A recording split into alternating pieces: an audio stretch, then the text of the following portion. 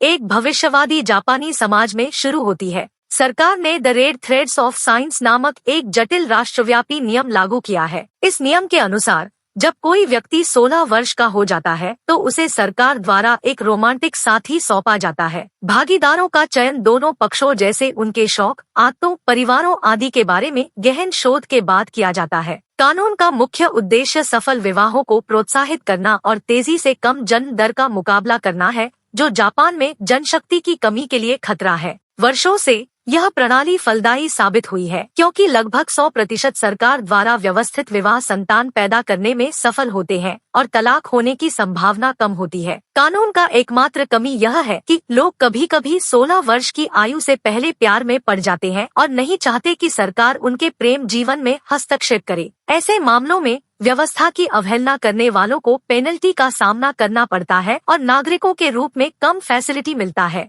Film का नायक AOE नाम की एक हंसमुख हाई स्कूल की लड़की है। वह एक दिन में 16 साल की होने वाली है और आखिरकार अपने जीवन के प्यार से मिलने को लेकर बेहद उत्साहित है। उसके सभी दोस्त भी उसके लिए एक्साइटेड हैं क्योंकि वे 16 वर्ष की होने का बेसब्री से इंतजार कर रहे हैं जब तक वे याद कर सकते हैं। आज रात 12 बजे आओई को एक सरकारी अधिसूचना मिलेगी जिसमें उसके चुने हुए के बारे में सभी बुनियादी जानकारी होगी। वह अधिसूचना का इंतजार नहीं कर सकती और पूरे दिन अपने पैरों पर खड़ी रहती है। घर लौटते समय एओई अपने बचपन के सबसे अच्छे दोस्त यूतो से मिलती है। स्कूल की लड़कियां उस पर फिदा हो जाती हैं क्योंकि वह सबसे अच्छे दिखने वाले छात्रों में से एक है। हालांकि यूतो उनमें कोई दिलचस्पी नहीं लेता क्योंकि वह एओई से प्यार करता है। उसने अक्सर अपनी भावनाओं को कबूल करने की कोशिश की है लेकिन हमेशा पीछे हट गया है क्योंकि वह बहुत शर्मीला नेचर की है। वह उसका सबसे अच्छा दोस्त बनकर खुश है लेकिन अब जब वह किसी से प्यार करने वाली है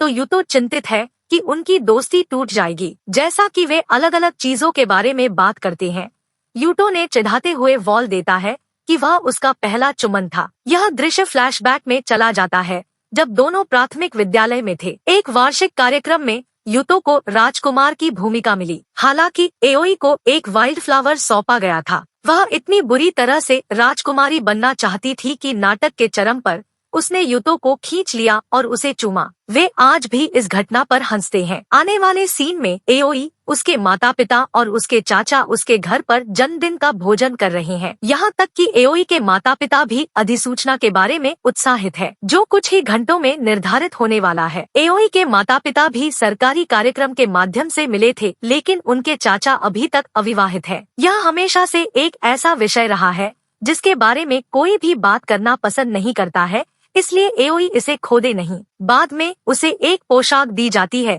जिसे वह बिस्तर पर पहनती है। जैसे जैसे समय बीतता है वह और घबरा जाती है लेकिन फिर यूतो उसे फोन करता है। वे बाहर मिलते हैं और वह उसे उसके जन्मदिन के लिए एक उपहार देता है। यह एक पेंगुइन शोपीस है जो उसके कमरे के साथ अच्छी तरह से चलती है। यूतो को एओई के बारे में सब कुछ पता है, जैसे कि जब वह झूठ बोलती है तो अपने बालों को कैसे छूती है। उसे आसानी से पता चल जाता है कि जब वह अपने बालों को छूती है तो वह घबरा जाती है और दावा करती है कि वह नहीं है। उसे शांत करने के लिए वे फिर से अभिनय करने का फैसला करते हैं कि वह अपने चुने हुए से अपना परिचय कैसे देगी। एओई अपने बारे में बात करना शुरू कर देता है जिससे यूतो कई तरह की भावनाओं को महसूस करता है, खासकर क्योंकि वह उसे ऐसे देख रही है जैसे वह अपने प्रेमी को देखेगी। वह फाइनली अपने प्यार को कबूल करता है और एओई को आश्चर्यचकित करता है। वह उसे किस करने की भी कोशिश करता है लेकिन वह सदमे में पीछे हट जाती है। यूतो वहाँ माफी मांगने के अलावा कुछ नहीं कर सकता। इससे पहले कि वे आगे बात कर पाते वे सोकू के नाम के एओई के मैच से बाधित हो जाते हैं। वह अपना परिचय देता है और उसे फूलों का गुलदस्ता देता है। वह आदमी उससे बेहतर है जिसकी उसने कल्पना की थी और वह बेहद खूबसूरत है। उसकी उपस्थिति से मंत्रमुग्ध होकर आओई यूतो के बारे में भूल जाता है। वह उन्हें बधाई देता है और तुरंत बाद चला जाता है।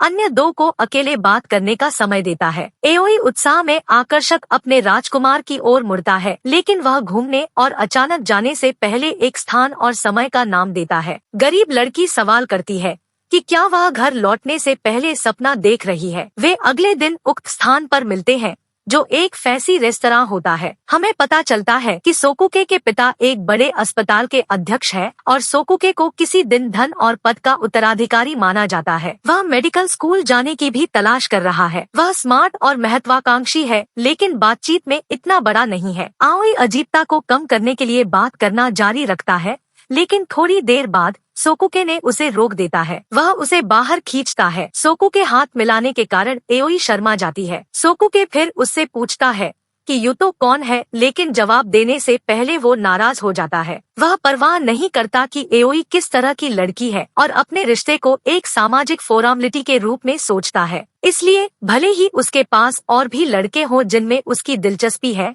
यह सोकुके को परेशान नहीं करता है। आओई यह समझाने की कोशिश करती है कि वह ऐसा कुछ नहीं है, लेकिन सोकुके नहीं सुनता। स्कूल में अगले दिन एक अमीर और हॉट लड़का के साथ एओई थी, इसलिए उसके दोस्त उससे ईर्ष्या करते हैं। एओई सहमत है, लेकिन गहराई से वह नहीं जानती कि सोकुके के बारे में कैसा महसूस किया जाए। अगले सप्ताह में वे कई डेट्स पर जाते हैं, जिनमें से कभी एओई का आनंद नहीं मिलती है। सोकुके एओई से बहुत तेजी से चलता है, ज्यादा बात नहीं करता है और कभी मुस्कुराता नहीं है। एक समय पर आओई को लगता है कि कोई उसे डेट करने की धमकी दे रहा है। एक दिन वह एक अमीर महिला के रूप में तैयार होती है, जो उसकी स्थिति से मेल खाती है। ड्रेसअप सबसे ऊपर है, लेकिन सोकुके इसके बारे में कोई टिप्पणी नहीं करता है। एओई फिर से बातचीत करने की कोशिश करता है, लेकिन वह उसे सरल जवाबों के साथ खारिज कर देता है। वह यह भी पूछती है कि क्या उसने अपने दोस्तों को उसके बारे में बताया है, लेकिन सोकुके को लगता है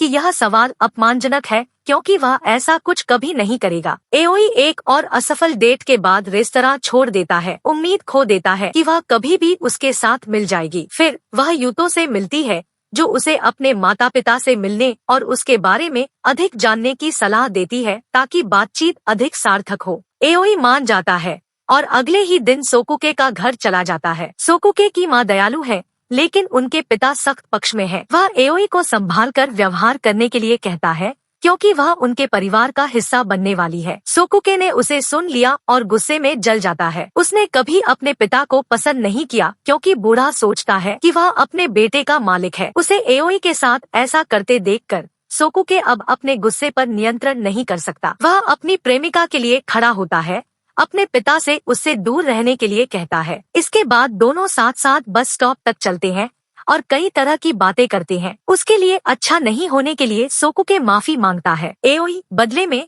दावा करती है कि वह शायद ही उसके बारे में कुछ जानती है, लेकिन जब से वह अपने पिता के सामने उसके लिए खड़ा हुआ, उसे विश्वास है कि वह एक अच्छा इंसान है। आओई की बस आ जाती है, लेकिन सोकुके उसे खींचकर और चूमकर उसमें सवार नहीं होने देता। दोनों के चुंबन जारी रखते ही बस भाग जाती है। एओई अगले दिन उछल रही थी। वह सलाह के लिए यूतो को धन्यवाद देती है, भले ही उसने उस तरह से काम नहीं किया जिस तरह से उसने सोचा था। यूतो का जन्मदिन कुछ ही दिनों में है और उसे अपने निर्धारित साथी से भी मिलने का मौका मिलेगा। हालांकि आओई के विपरीत वह बहुत उत्साहित नहीं है। जब सोकुके और आओई अपनी अगली डेट पर होते हैं, तो वह उसे एक दुकान पर लाती है, जहां वह यूतो के जन्मदिन के लिए उपहार के रूप में एक स्कार्फ खरीदता है। उसके बाद दोनों एक्वेरियम में जाते हैं, लेकिन सोकुके अच्छे मूड में नहीं था। एओई बोलती है कि वह ईर्ष्या करता है और उसे गले लगाता है, क्योंकि उसे ईर्ष्या होने का मतलब है कि वह उसे पसंद करता है। सोकुके पहली बार उसे देखकर मुस्कुराता है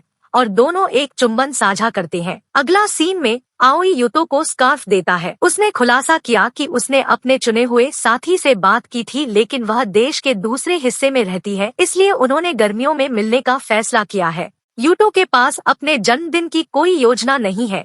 एओई को लगता है कि अगर वह उसे अपने और सोकुके के साथ लाती है, तो यह एक अच्छा विचार होगा। शुरुआत में तीनों को बहुत अजीब लगता है, लेकिन बाद में जब यूतो को पता चलता है कि सोकुके ने अपना स्कार्फ चुना है, तीनों बात करना शुरू करते हैं। एक घंटे के अंत तक वे बहुत अच्छी तरह से मिल जाते हैं, लेकिन फिर दोनों एओई को छोड़ के बाहर जाते हैं। यूतो सोकुके से पूछता है कि क्या वह जानता है कि एओई को कौन सी चीजें पसंद और नापसंद है, उसके तौर तरीके, जीवन में उसकी महत्वाकांक्षाएं या ऐसी कोई भी चीज जो एक साथी को पता होनी चाहिए। सोकुके अपनी प्रेमिका पर कभी ज्यादा ध्यान न देने का दोषी है, इसलिए उसके पास कहने के लिए कुछ नहीं है। दूसरी ओर यूटो उन चीजों को लिस्ट करता है जो एओई पसंद करती है और बताती है कि कैसे सोकुके उसके लिए एक बेहतर साथी हो सकता है। अंत में दोनों लड़ाई में शामिल हो जाते हैं और यूटो वहाँ से चला जाता है। अगले कुछ दिनों तक वह स्कूल नहीं आता है। फिर एक रात एओई को पता चलता है कि सोकुके एक बेहतर विश्वविद्यालय के लिए टोक्यो जा रहा है। वह अगले 6 साल वहीं बिताएंगे,